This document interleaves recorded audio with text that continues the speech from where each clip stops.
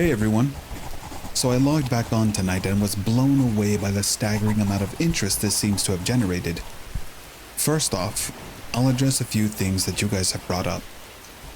There's been an overwhelming amount of people mentioning the similarity between some of my stories and those of David Paulides. I assure you I am not trying to rip him off in any way. I've got nothing but respect for the guy. He's actually what inspired me to write this, because I can verify a lot of the things he talks about. We do have a lot of these strange missing persons cases, and most of the time they aren't solved. Either that, or we find them in places they have no business being. I personally haven't been on many calls like that, but I'll share a few that I've seen and a story my friend told me that relates to this. There was a lot of feedback about the stairs, so I'll touch on that briefly here, and I'll also include a story. They come in a variety of shapes, sizes, styles, and conditions. Some are pretty dilapidated, just ruins, but others are brand new. I saw one set that looked like they came from a lighthouse. They were metal and spiral, almost old-fashioned. The stairs didn't go up infinitely or farther than I can see, but some sets are taller than others. Like I said before, just imagine the stairs in your house as if someone cut and pasted them in the middle of nowhere. I don't have any pictures. It's never really occurred to me to try again after the first time, and I don't really feel like risking my job over it. I'll try again in the future, but I can't really promise anything. A few people expressed confusion about the guy who ran into the man with no face. Just to clarify, when the climber ascended and reached the top of this peak, he saw another man in a parka and ski pants. This was the man with no face. Sorry about the confusing wording of that story. I'll try and avoid that in the future. Alright, on to the new stories. As far as missing persons go, I'd say about half the calls I get are related to that. The others are rescue calls, people who fall down cliffs and hurt themselves, get injured by fire. You wouldn't believe how often this happens, mostly drunk kids. Get bitten or stung by insects. We're a tight team, and we have veterans who are excellent at finding signs of lost people. That's what makes these cases where we never find any trace of them so frustrating. One in particular was upsetting for all of us, because we did find a trace of them, but it just led to more questions than answers. An older man had been hiking alone on a well-established trail, but his wife called to say he hadn't come home when he should have. Apparently he had a history of seizures, and she was worried that he hadn't taken his medication and had suffered one out on the trail. Before you ask, I have no idea why he thought it was okay to go alone, or why she didn't go with him. I don't ask about that kind of thing because past a certain point, it really doesn't matter. Someone is missing, and it's my job to find them. We went out in our standard search formation, and it wasn't long before one of our vets found signs that the guy had gone off the trail. We grouped up and followed him, spreading out in a fan to make sure we were covering as much ground as possible. Suddenly, a call comes over the radio telling us to all head back to the vet's location, and we come right away because this usually means the missing person is injured, and we need a full team to help get them out safely. We meet back up, and the vet is just standing at the base of a tree with his hands on the sides of his head. I ask my buddy what's going on, and he points up into the branches of this tree. I almost couldn't believe what I was seeing, but there's a walking stick dangling from a branch at least 30 feet off the ground. The little strap thing on the handle has been looped around the branch, and it's just hanging there. There's no way the guy could have tossed it up that far, and we don't see any other signs that he's still in the area. We call up into the tree, but it's obvious no one's in it. We're all just sort of left, scratching our heads.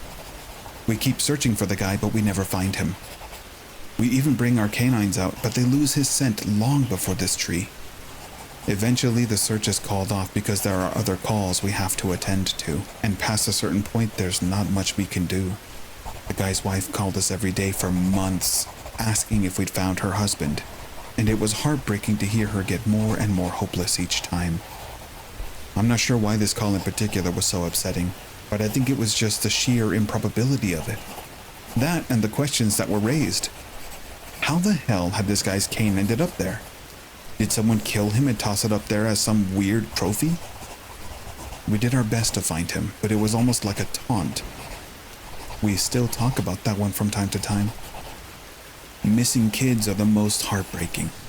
Doesn't matter what circumstances they go missing under, it's never easy, and we always dread the ones we find deceased. It's not common, but it does happen. David Paulides talks a lot about kids search and rescue teams find in places they shouldn't be or couldn't be. I can honestly say I've heard about this kind of thing happening more than I've seen it. But I'll share one of the ones that I think about a lot that I witnessed personally. A mother and her 3 kids were out for a picnic in an area of the park that has a small lake. One is 6, one is 5, and the other is about 3.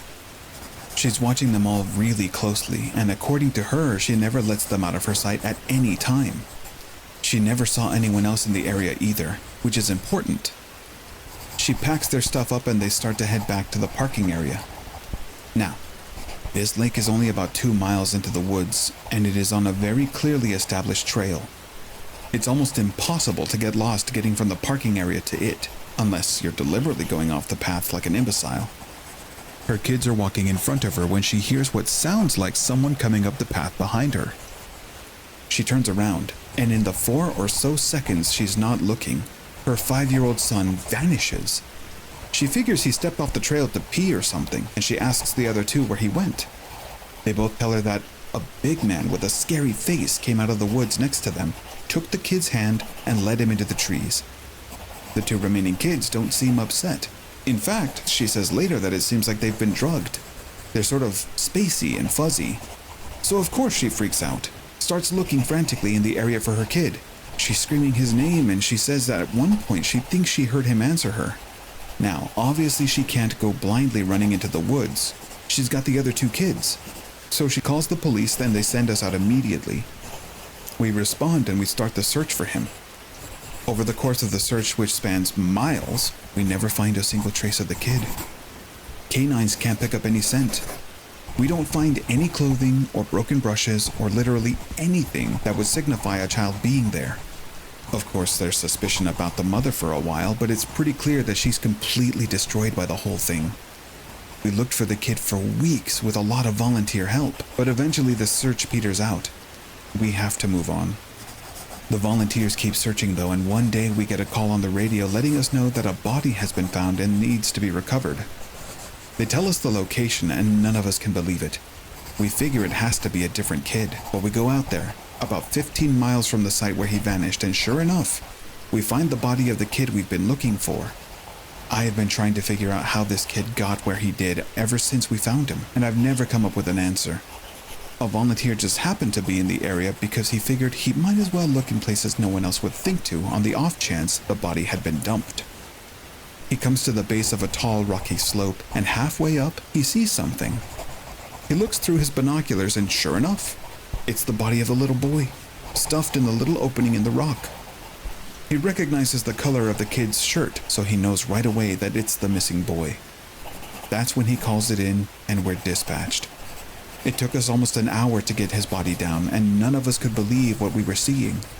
Not only was this kid 15 miles from where he'd started, there was no possible way he could have gotten up there on his own. This slope is treacherous, and it's hard even for us with our climbing gear. A 5-year-old boy had no way of getting up there. Of that, I'm certain. Not only that, but the kid doesn't have a scratch on him. His shoes are gone, but his feet aren't damaged or dirty. So it wasn't as if an animal dragged him up there. And from what we can tell, he hasn't been dead that long. He'd been out there over a month by that point, and it looked like he'd only been dead for, at most, a day or 2. The whole thing was unbelievably strange, and was one of the most disconcerting calls I'd have ever been on. We found out later that the coroner determined the kid had died from exposure. He'd frozen to death, probably late at night 2 days before we found him. There were no suspects and no answers. To date, it's one of the weirdest things I've ever seen. One of my first jobs as a trainee was a search job for a 4-year-old kid that had gotten separated from his mom. This was one of those cases where we knew we were gonna find him because the dogs were on a strong scent trail, and we saw clear signs he was in the area. We ended up finding him in a berry patch about half a mile from where he'd been last seen. kid wasn't even aware that he'd wandered that far. One of the vets brought him back, which I was really glad for because I'm really not good with kids, and I find it hard to talk to them and keep them company. As my trainer and I are headed back, she decides to take me on a detour to show me one of the hot spots where we tend to find missing people. It's a natural dip in the land near a popular trail, and people will usually move downhill because it's easier. We hike out there. It's a few miles away and we get there in about an hour or so. As we're walking around the area and she's pointing out places she'd found people in the past, I see something in the distance. Now, this area we're in is about 8 miles from the main parking area, though there's back roads you can take to get closer if you don't want to hike that far. But we're on state protected land, which means there can't be any kind of commercial or residential development out here. The most you'll ever see is a fire tower or makeshift shelter that homeless people think that they can get away with building. But I can see from here that whatever this thing is has straight edges, and if there's one thing you learn quickly, it's that nature rarely makes straight lines. I point it out, but she doesn't say anything. She just hangs back and lets me wander over and check it out. I get within about 20 feet of it and all the hair on the back of my neck stands up. It's a staircase, in the middle of the fucking woods. In the proper context, it would literally be the most benign thing ever. It's just a normal staircase, with beige carpet and about 10 steps tall. But instead of being in a house where it obviously should be, it's out here in the middle of the woods. The sides aren't carpeted obviously, and I can see the wood it's made of. It's almost like a video game glitch, where the house has failed to load completely and the stairs are the only thing visible. I stand there, and it's like my brain is working overtime to try and make sense of what I'm seeing. My trainer comes and stands next to me, and she just stands there casually, looking at it as if it's the least interesting thing in the world.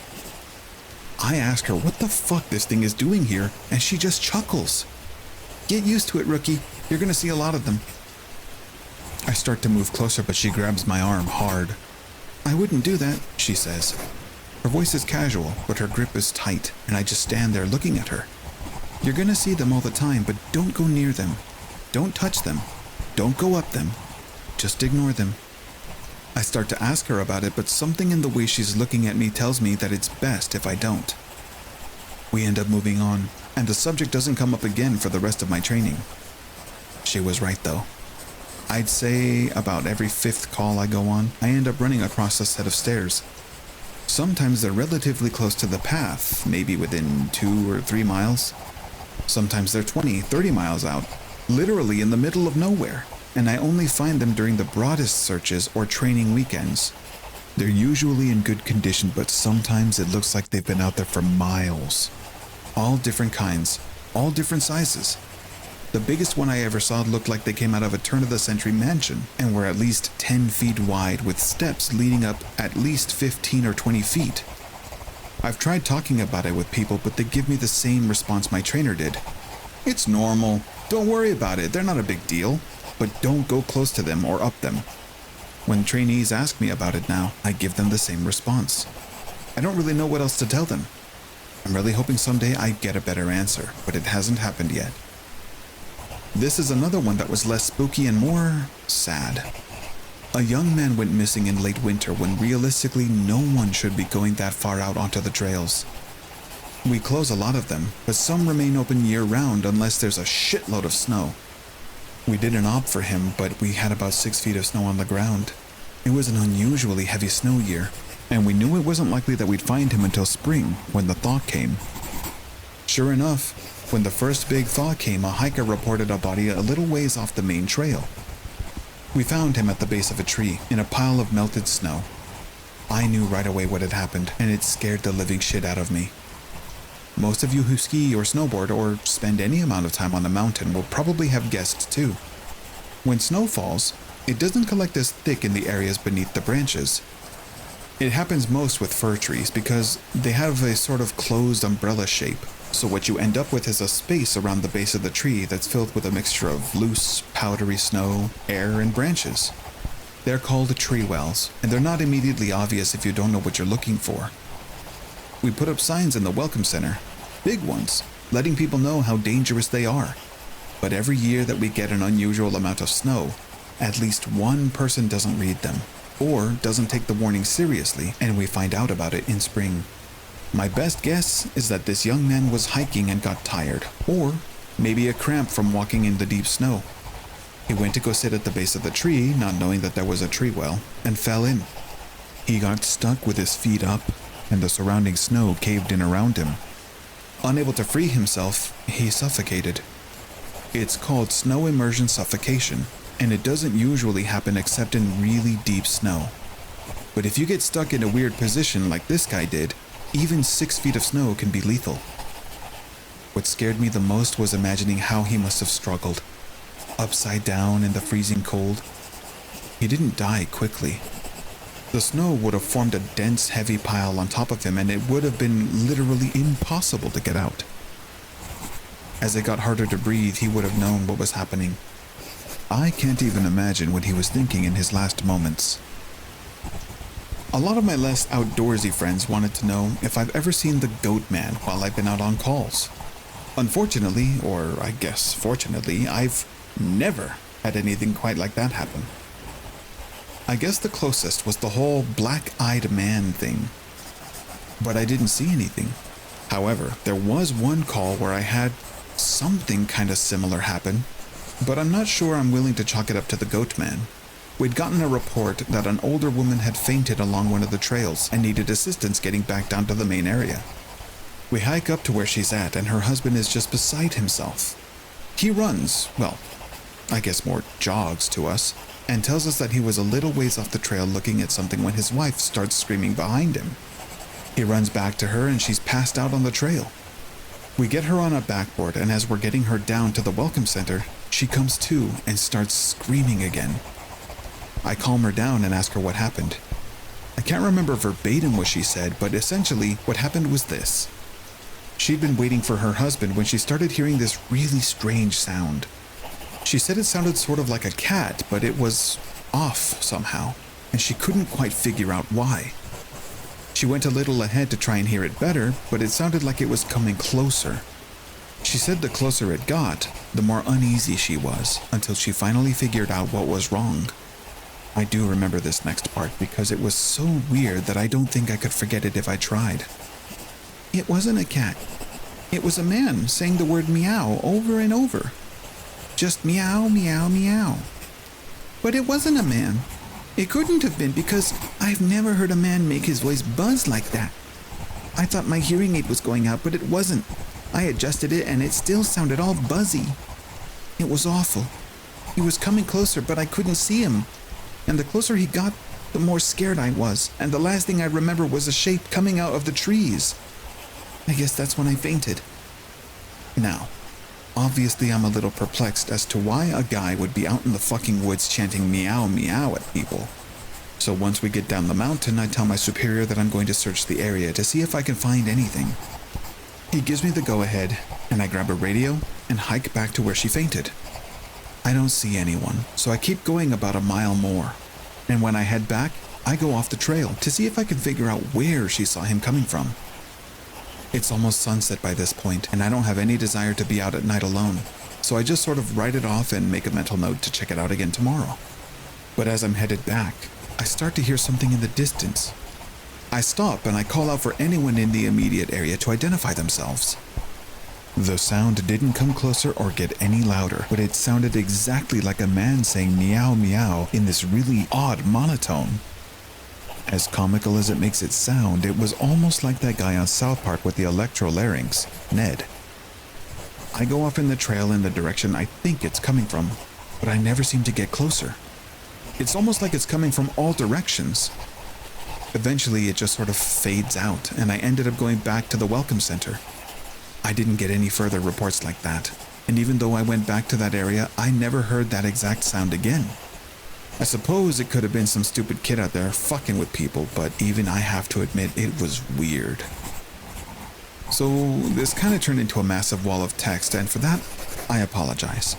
I wanted to get to the stories my friend told me, and he does have some good ones, so I'll post those tomorrow evening. I also have a few more of my own I think you guys will like. I'm sorry to keep you all in suspense again, Hopefully the stories here make up for it and help you get through the next 24 hours until I can post again. Since it seems like all of you would like to hear more tomorrow, I'll write up as many stories as I can and do a massive post. I'll include my friends' stories and I'll see if I can't get a hold of a few people who might have interesting things to talk about. I just wasn't sure how people felt about big, huge walls of text, but if you're all okay with it, I'll post lots of stories.